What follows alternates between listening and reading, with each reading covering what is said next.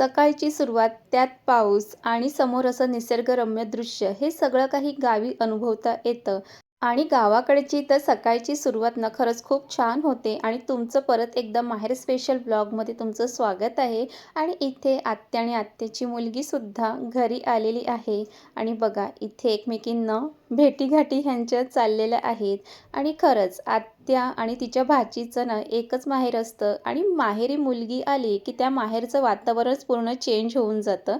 आणि आम्ही सगळे इथे आज एकत्र जमलेलो आहोत आणि आता खूप मजा मस्ती तर करणारच आहोत.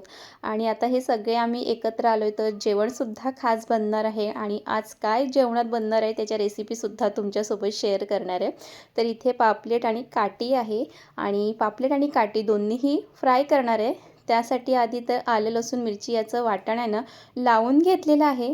त्यानंतर ह्यामध्ये घालणार आहे हळद आणि मसाला घालणार आहे. आणि माहेरी आल्यानंतर मला कळलं ना की जेव्हा पण आपण मॅरिनेट करतो ना त्यामध्ये मीठ घालायचं नाही. कारण मीठ घातलं ना की ते मॅरिनेट करायला ठेवलं की पाणी सुटतं. तर ही ट्रिक तुम्हीसुद्धा नक्की लक्षात ठेवा. तर मीठ हे नंतर जेव्हा आपण फ्राय करायला घेतो ना तेव्हा ते घालायचं असतं. तर आता ह्यामध्ये सगळे मसाले छान मिक्स करून घेतलं. त्यानंतर मी ह्यामध्ये लिंबाचा रस घातला आहे. आणि ते सुद्धा छान मिक्स करून घ्यायचे. एका साईडला पापलेटला मसाले लावून छान असे ठेवलेले आहे आणि दुसरीकडे आहे ते काटी मच्छी आहे.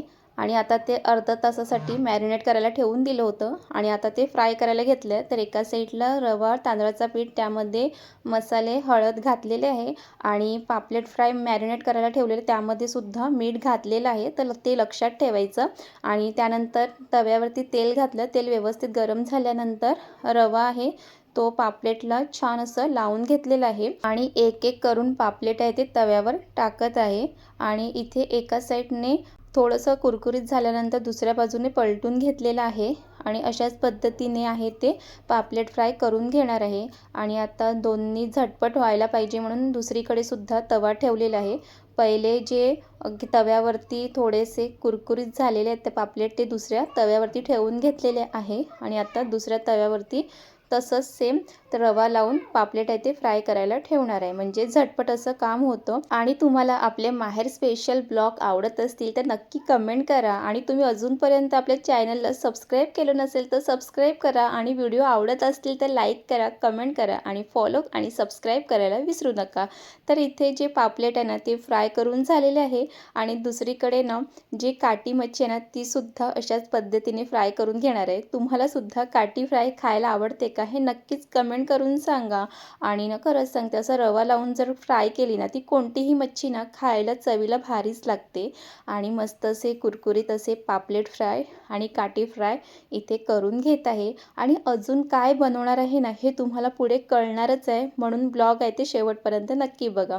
तर आता इथे एका साईडला जे चिकन आहे ते स्वच्छ धुवून घेतलं. आणि त्यामध्ये घालणार आहे लाल तिखट म्हणजे ते आमचा घरचा मसाला. त्यानंतर त्यामध्ये घालणार आहे काश्मीरी मसाला, हळद आणि मीठ घालणार आहे. हे सगळं घालून घेणार आहे. आणि घरचा मसाला असल्या कारणाने ना प्रत्येक भाजीला ना चव खूप भारी येते. त्यामध्ये घातला आहे लिंबाचा रस. लिंबाचा रस हे घालायचंच आहे. आणि हे सगळे मसाले ते चिकनमध्ये छान असं मिक्स करून घ्यायचं आहे. आणि एकीकडे जे पापलेट फ्राय करायला घेतले होते ते सगळं झालेलं आहे. आणि आता एकीकडे जे चिकन आहे ना ते सुद्धा सुक्कं बनवायला घेणार आहे. तर कढईमध्ये तेल घालायचं आहे आणि भरपूर असं वाटण घालायचं आहे. हे वाटण आहे लसूण, मिरची आणि जिरं ह्याचं भरपूर वाटण घेतलं तुम्ही इथे पाहू शकतात. आणि वाटण आहे ना ते तेलामध्ये छान असं परतून घ्यायचं. कारण वाटण छान परतलं गेलं की तरच त्या सुक्याला खूप छान टेस्ट येते. आणि सुरुवातीलाच आपण चिकनमध्ये सगळे मसाले मिक्स करून घेतलेले आहेत. तेच चिकन आहे ते वाटणामध्ये टाकून घ्यायचं आणि सगळं छान असं मिक्स करून घ्यायचं.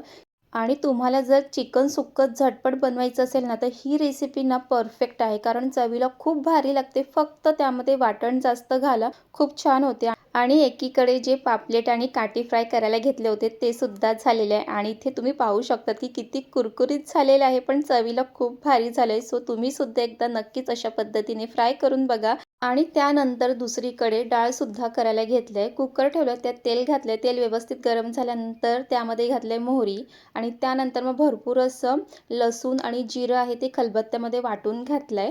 आणि एकीकडे जे चिकन सुक्कं ठेवलं आहे त्यालासुद्धा पाणी सुटलं आहे, ते सुद्धा एकदा मिक्स करून घेतलेलं आहे. आणि एका साईडला जे जिरं, लसूण वाटून घातले आहेत, ते सुद्धा छान परतून घेतलेलं आहे. आणि ही डाळ आहे ती सुरुवातीलाच फोडणी देऊन डाळ बनवणार आहे. म्हणजे जेव्हा काही तुम्ही घाईत असतील ना, तेव्हा तुम्ही अशी झटपट ही डाळ बनवू शकतात.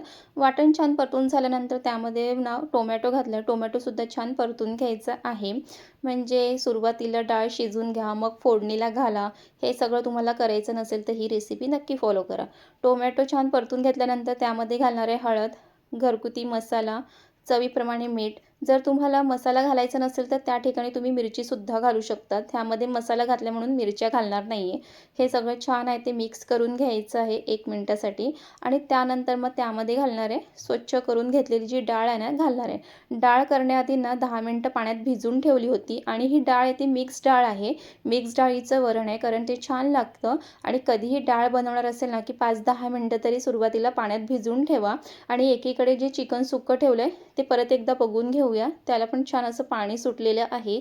आणि आता दुसरीकडे जे डाळ आहे त्यामध्ये पाणी घालून घ्यायचं आहे. तुम्हाला डाळ जितकी जाड पातळ पाहिजे त्याप्रमाणे पाणी घालून घ्या आणि परत एकदा ते छान मिक्स करून घ्यायचं आहे. आणि त्यानंतर जेवढं पाणी पाहिजे त्याप्रमाणे पाणी घालून घेतलं आहे. त्यानंतर मग झाकण लावून घेणार आहे आणि कुकरच्या 3-4 शिट्ट्या काढून घेणार आहे. आणि इथे आपली फायनली जी डाळ आहे ती बनवून तयार झालेली आहे. भरपूर अशी हिरवी कोथिंबीर घाला, चवीला खूप छान लागते. आणि दुसरीकडे जे आपले ठेवलं होतं चिकन सुक्कं ते सुद्धा छान बनवून तयार झालं आहे.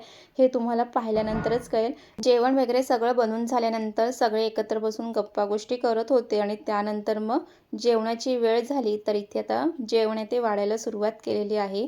आणि खरंच असे एकत्र आले की ना खूप मज्जासुद्धा येते. आणि इथे सगळेच जण आहेत ती जेवणाची वाट बघतात. आणि इथे आत्या आहे ती सॅलड कट करत आहे.